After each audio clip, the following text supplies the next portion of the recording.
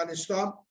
క్రీస్తునందు ప్రియమైన సంఘమా, దేవుని యొక్క మహోన్నతమైన మహాకృపను బట్టి, ఆత్మదేవుని మహాశక్తిని బట్టి పరిశుద్ధ గ్రంథములో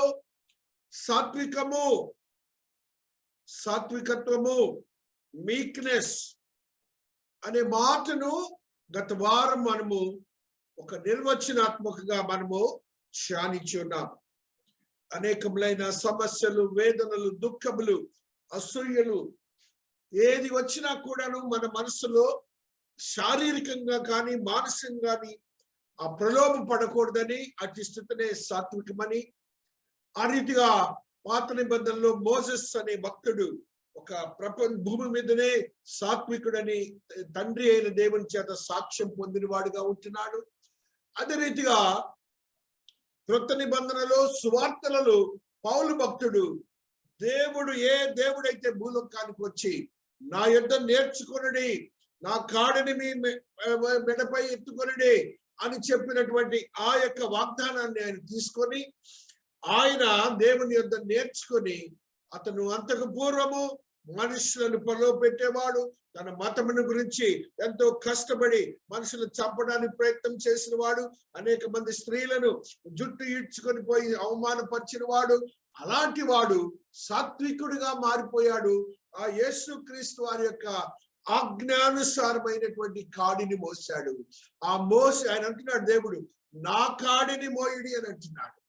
ఆయన కాడిని మోసి ఆయన యొద్ద నేర్చుకొని ఆయన సాత్వికుడిగా సువార్థికులను సర్వ ప్రపంచానికి చాటిన వాడిగా ఉంటున్నాడు. ఆ రీతిగా మేము గత వారము సాత్వికాన్ని గురించి మనం ధ్యానించాం. అదే రీతిగా సాత్వికాన్ని వెతకండి అనేది జెఫన్యా గ్రంథంలో మనం ధ్యానించున్నాం. సాత్వికము క్యారెక్టరైజెస్ మినిస్ట్రీ. ఆ యొక్క మన యొక్క దేవుని సేవకు సాత్వికము అనేది ప్రధానమైనటువంటి అంశమని కొన్ని ధ్యానాంశంగా గత వారం చేశాం. ఆ క్యారెక్టరైజేషన్ గురించి ఒక మాటని చదువుకుందాం. దేవుని యొక్క శక్తి 1 కొరింథీ 4:21 ఉన్న ఈ మాటను ఒకసారి గుర్తు చేసుకుందాం. గత వారం మనం చదువుకున్న మాట ఇది. మీరేది కోరుచున్నారు? బెత్తముతో నేను మీ యొద్దకు రావాలనా? ప్రేమతోనూ సాత్వికమైన మనసుతోనూ రావాలనా? సువార్థికుడు గాని బోధకుడు గాని ఎలాగ చేయమంటున్నాడు? వాని యొక్క పరిస్థితి అంతా కూడా కఠినత్వము, దూషణతో లేని మాటలు, వారిని ప్రలోభ పెట్టనటువంటి మాటలతో సువార్థికరణ చేయాలి. వారిలో ప్రలోభము అనేది ఏంటి? ఎలాగ మాట్లాడుతున్నాడు కాపరి? సువార్థికుడు ఎలాగ మాట్లాడుతున్నాడు? ఆ చెక్కను చూసారా? దాన్ని ప్రశ్నిస్తున్నాడు, నేను అలాగ రమ్మంటారా ఇలాగ రమ్మంటారా అని. అనగా నేను సాత్వికుడై మీ వద్దకు వచ్చి సువార్థికుడిని చేశానని ఆయన అనేక స్థితుల్లో మనకు బోధించాడు. యాకోబు భక్తుడు 3:13 దేవుని యొక్క సహోదరుడైనటువంటి యాకోబు భక్తుడు కూడా ఒక మాటని మనకు తెలియజేసి 3:13 ఉన్న ఈ సత్యాన్ని చదువుదాం, గుర్తు చేసుకుందాం. మీలో జ్ఞాన వివేకములు గలవాడెవడు? అంటే జ్ఞానము వివేకము కలవాడు యాకోబు భక్తుడు తెలియజేస్తున్నాడు. ఆ రెండు ఉన్నవాడు సాత్వికుడు అంటున్నాడు. చాలా సున్నితముగా దేవుడు మాట్లాడుతున్నాడు. చూడండి, వాడు జ్ఞానముతో కూడిన సాత్వికము గలవాడై తన యోగ్య ప్రవర్తన వల్ల తన క్రియలను కనుపరచవలను. కాబట్టి తన యొక్క క్రియ ఎలాగుంటుందంటే, తిట్టుతారు, కొడతారు, మనల్ని అవమానపరుస్తారు, ఏదేదో మాట్లాడుతుంటారు. అది ఆ మాట చూడు, క్రియలను కనుపరచవలన. యోగ్య ప్రవర్తన వలన మన క్రియలను కనుపరచవలన. కాబట్టి సాత్వికత్వాన్ని గురించి ఒక నిర్వచనాన్ని మనము ధ్యానించుకొని ఈ అంశాల గురించి మాట్లాడుకున్నాం. మూడవది, ఏ ఫ్రూట్ ఆఫ్ ది స్పిరిట్. సాత్వికం అనేది ఆత్మ ఫలములో ఒక భాగం. ఆత్మ ఫలములో సాత్వికము ఒక భాగము. ఆ ఆత్మఫలము మనందరికీ తెలుసు అంటే ఏమిటో. నీ శరీరేచ్ఛలన్నీ కూడా నశించాక, నీ శరీరేచ్ఛల్లో ఉన్న ప్రతి పరిస్థితి చనిపోయాక వచ్చే యోగ్యకరమైనటువంటి ఆశీర్వదకరమైన ఫలభరితమైనటువంటి ఫలములో భాగమే సాత్వికము. ఆ గలతీ పత్రికలో ఆత్మదేవుడు ఈ రీతిగా మాట్లాడుతాడు. ఆ సాత్వికత్వానికి దేవుడు నీకు నాకు ఇచ్చినటువంటి ఒక స్థితిని మనం చూస్తాం. మొట్టమొదటిగా ఆత్మఫలము తర్వాత చదువుకుందాం. 23వ వచనం 5వ అధ్యాయం గలతీ చూడండి. ఇట్టి వాటికి విరోధమైన నియమం ఏదీ లేదు. క్రీస్తు యేసు సంబంధులు అనగా మనల గురించే మాట్లాడుతున్నాడు. అంటున్నాడు చూడండి, శరీరమును దాని ఇచ్ఛలతోనూ దురాశలతోనూ సిలువ వేసి ఉన్నారు. కోరికలు, ఇచ్ఛలు అంటే కోరికలు అంటే మన యొక్క నేచురల్ గా మన శరీరంలో ఉన్నటువంటి పరిస్థితులన్నీ ఏంటంటే సాతానుకు సంబంధించినటువంటి శరీర ఇచ్ఛలు అన్నమాట. అవి ప్యూరిఫికేషన్ జరగాలి. ఎందుకంటే మనం పోగొట్టుకొని బయటకు వచ్చాక దేవుని సన్నిధి నుంచి అవి మరలి దేవుడు ఆ శరీరేచ్ఛల నుంచి మనల్ని బయటకు తీసుకురావాలి. కాబట్టి ఆయనే వచ్చి ఆయనే శరీరంపై గాయములు తగిలించుకొని మనలను ఆ ఇచ్ఛల ప్రభావితం నుంచి విడుదల చేసి ఎన్ని క్రియలు జరిగినాయి ఈ సాత్విక నీకు రావటానికి. అది కూడా మనకు అనవసరం. ఆయన ఏం చేసుకుంటే నాకెందుకనే బ్యాచ్ తయారయ్యారు. ఆయన ఏం చేసుకుంటే మాకెందుకు? యేసు మాకైతే ఏం లేదు, సుఖాలు కావాలి. దేవుడితో మేము ఎప్పుడు టెంపరీ ఊరినే హలో బ్యాచ్ దేవుడే. ఆయన మాత్రం మొత్తం ఆయన రాజ్యాన్ని వదిలిపెట్టాడు, అధికారాన్ని వదిలిపెట్టాడు. ఆయన యొక్క ప్రతిభ దేవునితో సమాను. ఫిలిప్పులో చెబుతాడు, దేవునితో సమానుడయ్యుండి విడిచిపెట్టకూడని భాగ్యమని ఎంచి. ఏంటండి ఇంత చేశాడే నీకోసం, నేను మాత్రం ఆ సాత్వికాన్ని నేను పెట్టుకోనని నువ్వు బాగా దృఢమైన నిత్యం తీసుకుంటున్నావేమో. ఇందులో నువ్వు కనిపెట్టు, ఈ సాత్వికము నువ్వు కనిపెట్టు. దేవుడు ఎట్లా ఇచ్చాడో నీకు ఆ స్థితిలో నువ్వు ఎందుకు ఆయన కృతజ్ఞతగా ఉండలేవని దేవుడు మాట్లాడుతున్నాడు. చూడండి, అక్కడే మాట్లాడుతున్నాడు. చూడు ఆయన అన్న మాటని, శరీరమును దాని ఇచ్ఛలతోను, మరలా రెండో దేవుడు దురాశలు. ఇచ్ఛలేమో కోరిక, వాట్స్, దురాశలు, గ్రీడీనెస్. దురాశ, గ్రీడీనెస్. ఆశ మితము చెందితే దురాశగా మారిపోతాయి. నీకున్న దాంట్లో అనుభవించటమే, సాత్వికములకు భాగం. నీ ఆశలను ఏదైతే ఉన్నదో దేవునికి విరోధమైన దాన్ని కొట్టివేయటమే దేవుడు చేసిన పని, నీ కోసం చేశాడు. తద్వారా నీకు ఒక సాత్వికము అనే ఒక ఆత్మఫలంలో ఒక భాగాన్ని కూడా ఇచ్చారు. అది నువ్వు గమనించలేకపోతున్నావు. అంటున్నాడు చూడండి, ఆయన దురాశలతోనూ సిలువ వేసి ఉన్నారు. ఉండే టైటిల్ చదవటం కాదు, సిలువ వేసి ఉన్నారు అనగానే దాంట్లో భాగం ఏమంటారు? All things what ever that it may be which had been erupted from the flesh. ఆ శరీరం నుంచి ఉద్భవిస్తున్నటువంటి ఆశలు, దురాశలు అన్ని కూడాను సిలువ మీద ఆయన చేసిన క్రియ ద్వారా నీకు కూడాను ఒక మార్గాన్ని ఇచ్చారు. నీకు కూడా ఒక మార్గాన్ని ఇచ్చారన్న సంగతి, నీవు కూడా అందులో ఉన్నావన్న సంగతి నువ్వు మర్చిపోతున్నావు. You are one of the individuals that had been crucified along with Jesus Christ. ఆ యేసయ్యతో నీవు కూడా సిలువ వేయబడ్డావు. ఒకవేళ నువ్వు అలాగ చేయకపోతే, నువ్వు సిలువ వేయబడలేదు, బాప్తిస్మం తీసుకోలేదు, రక్షించబడలేదు, మారు మనసు పొందలేదు, ఇవన్నీ లేనట్టే. That's what God is speaking with us today. అయితే ఆత్మఫలము ఒకసారి అది ఆత్మఫలములో భాగం. అది ఆత్మఫలములు కాదు, బహువచనము కాదు, ఏకవచనమే ఆత్మఫలం. చూడండి ఆత్మఫలంలో ఒక భాగాన్ని 22వ వచనం. అయితే ఆత్మఫలమేమనగా, ఫలములు అన్నాడా? లేదు, ఒకటే సింగిల్. ప్రేమ, సంతోషము, సమాధానము, దీర్ఘశాంతము, దయాళుత్వము, మంచితనము, విశ్వాసము, సాత్వికము, ఆశా నిగ్రహము.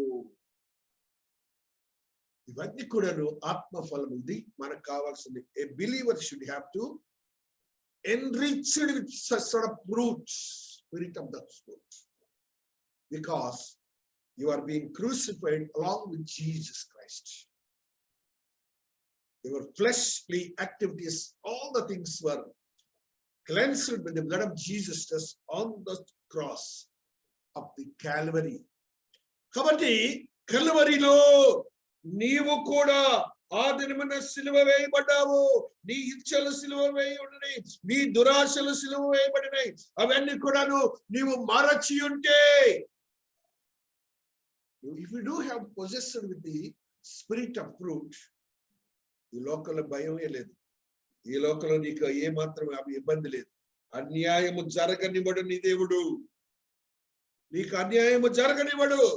It is mandatory. ఆయన అంటేనే ఖచ్చితం, ఆయన అంటేనే ఖచ్చితం. చూడండి అంటున్నాడు, చూడండి ఆ యొక్క శరీర ఇచ్చల గురించి ఆయన మాట్లాడుతూ ఆ ఇచ్చల గురించి చెప్తున్నాడు. ఒక్కసారి గుర్తు చేసుకుందా.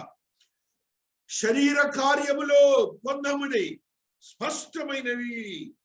అవేమనగా జారత్వము, అపవిత్రత, కాముకత్వము, విగ్రహారాధన, అభిచారము, ద్వేషములు, కలహము, మత్సరములు, క్రోధములు, కక్షలు, భేదములు, విమతములు, అసూయలు, మత్తతులు, అల్లరితో కూడిన ఆటపాటలు మొదలైనవి.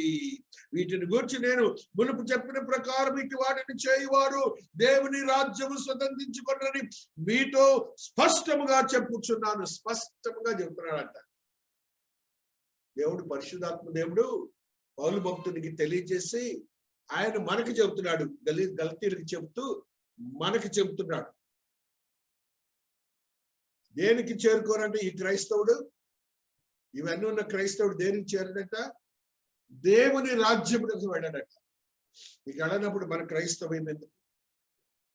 ఒకసారి నీకు నీవుగా స్క్రూటినైజ్ చేసుకో, నీకు నీవుగా చెక్ చేసుకో. ఆ రీతిగా దేవుడు ఈ యొక్క సాత్వికాన్ని గురించి మాట్లాడుతున్నాడు. ఆ సాత్వికము ద్వారా నీవు సిలువ వేయబడ్డావని కూడా గుర్తించుకోవాలి. నీవు ఇప్పుడు సాత్వికుడిగా మారిపోవాలి. సాత్వికుడిగా ఉండావంటే మిగతా ఎన్ని కూడా మర్చిపోతావు. లోకం వైపు ఉన్నాయి, లోకం వైపు అన్ని మర్చిపోతావు. Only the Jesus is the hero to you. Jesus is the hero. ఆయన సంఘమే నీకు ఒక దేవాలయము, అదే నీకు జీవము, అదే నీకు ప్రాణము, అదే నీ యొక్క పరలోక రాజ్యమునకు ఒక స్థానము. It is the source. The church is the source to go to heaven, not the house or TV or mobile. Church నీ సంఘము, దేవాలయము, మందిరము. అందుతో దాని ద్వారా నేను వెళ్తావు అనే సాత్వికుడిగా నువ్వు మారటానికి ప్రయత్నం చేయని ఆత్మదేవుడు షుడ్ బి పుట్ ఆన్. సాత్వికము ఒక ఆత్మ ఫలం అన్నాడు. సాత్వికాన్ని నువ్వు ధరించమంటున్నాడు. అదేమో నీకు ఇలాగ ఇచ్చాడు దేవాతి దేవుడు. 4వది, you should have to be put on that meekness. Meekness నువ్వు ధరించాలట. కొలోషియన్స్ 3వ అధ్యాయము 12వ వచనం చదువుకుంటాం. కొలసీయులకు రాసిన పత్రిక 3వ అధ్యాయము 12వ వచనములు ఆత్మదేవుడు మనతో ఈ రీతిగా మాట్లాడు. కాగా దేవుని చేత ఏర్పరచబడిన వారును పరిశుద్ధులను ప్రియులను వారికి తగినట్లు. కంపారిటివ్ స్టడీ అంటారు దీన్ని.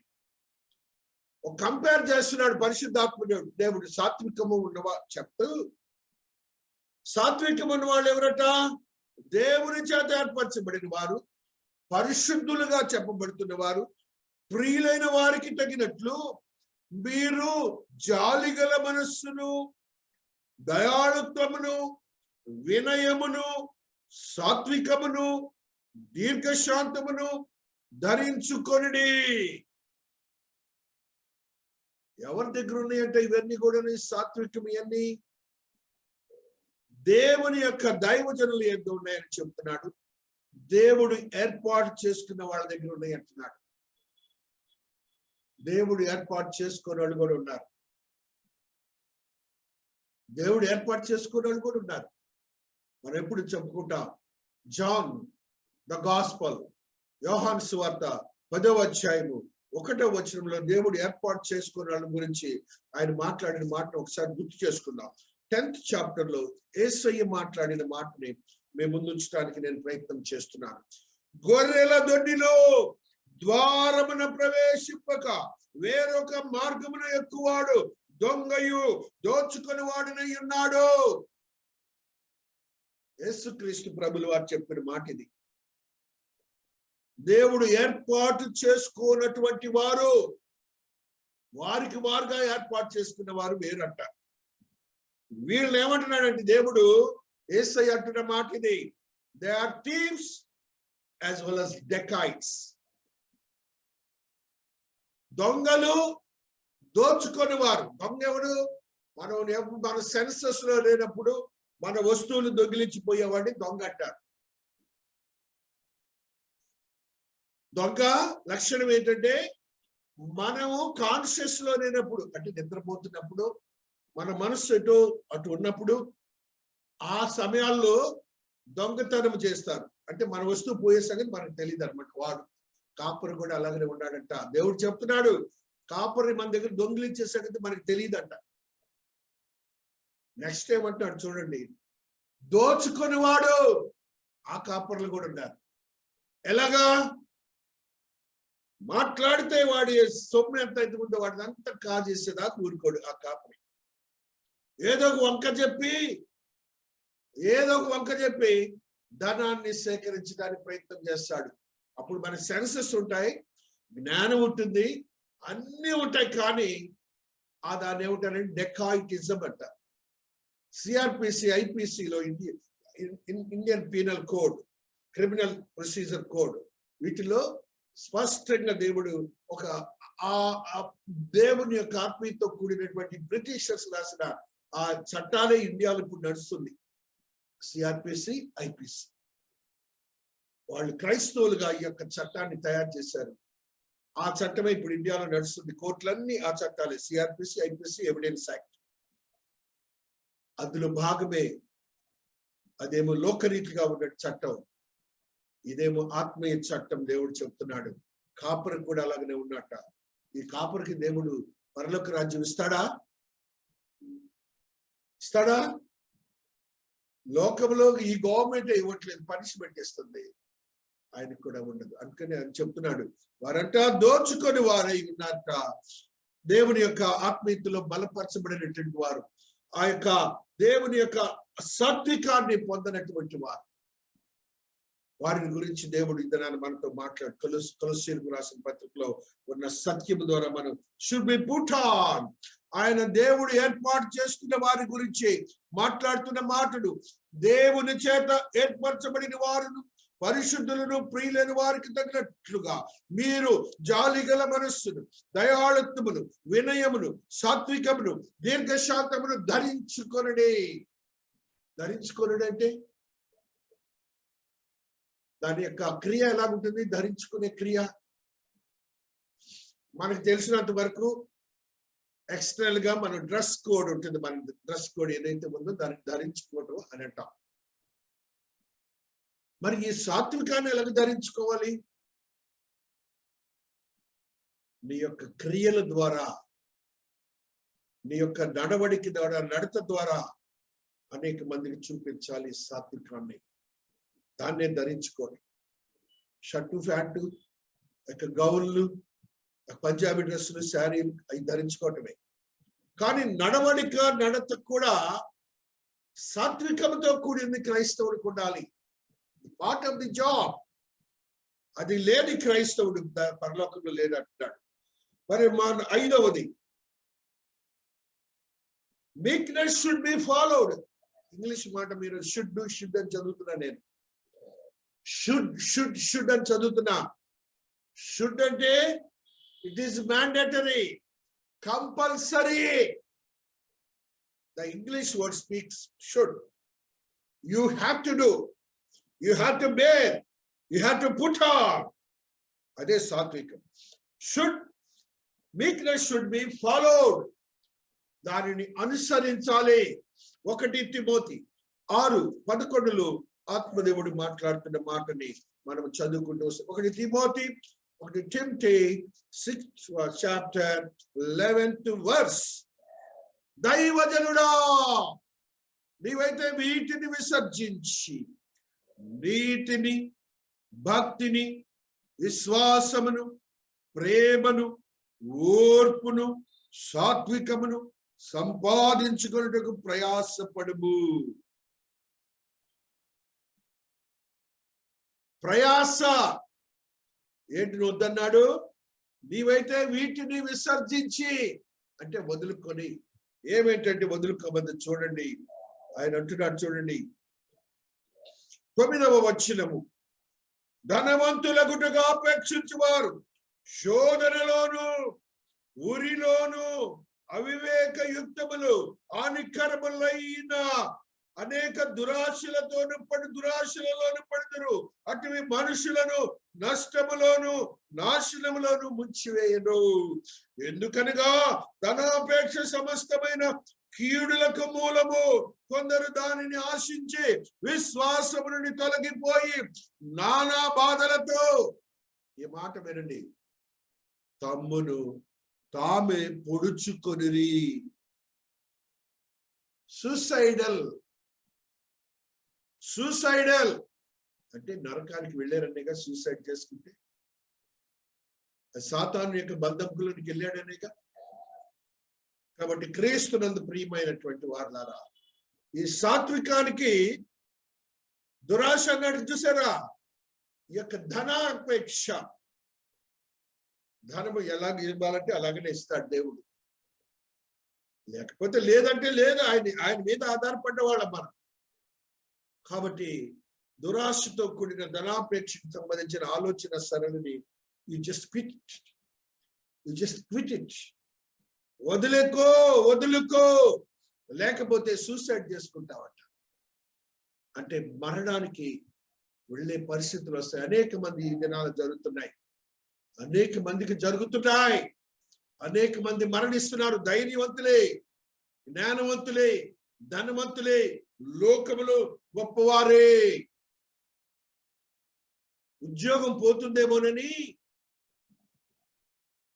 అపొస్తలుల కార్యములో జైలు అధికారి ఆయన చేయాల్సిన ఉద్యోగములు దేవాతి దేవుడు క్రియ చూపించినప్పుడు వారు ప్రార్థన ద్వారా, కీర్తనల ద్వారా జైలు యొక్క బంధకములు, వారి బంధకములు, జైలు యొక్క తాళం చెవులు మొత్తం ఊడిపోతే వారు పారిపోయారని చెప్పి ఆ బిడ్డ జైలు అధికారి సూసైడ్ చేసుకోబోతాడు. పౌలు భక్తుడు నో, వద్దు, నువ్వు చేసుకోవద్దని పౌలు భక్తుడు అరికట్టాడు. ఎందుకంటే ఆ బిడ్డను రక్షించడానికి దేవుడు సృష్టి క్రమాన్ని మార్చివేసి ఒక బిడ్డను రక్షించాడు. దేవుని ఉద్దేశాలు మనకు తెలియవు. అందుకు దైవజనులు కూడా జైల్లో పెట్టించాడు. అక్కడ ఆత్మ రక్షించబడింది. ఆ ఆత్మ రక్షింపబడి ద్వారా ఆయన కుటుంబం అంతా కూడా రక్షించబడింది. అతను సూసైడల్ అటెంప్ట్ నుంచి బయటకు వచ్చేసాడు. కాబట్టి ధనము కొరకు మనం ప్రాకులాడకూడదని ఆత్మదేవుడు weakness should be used in dealing with all opposition by others.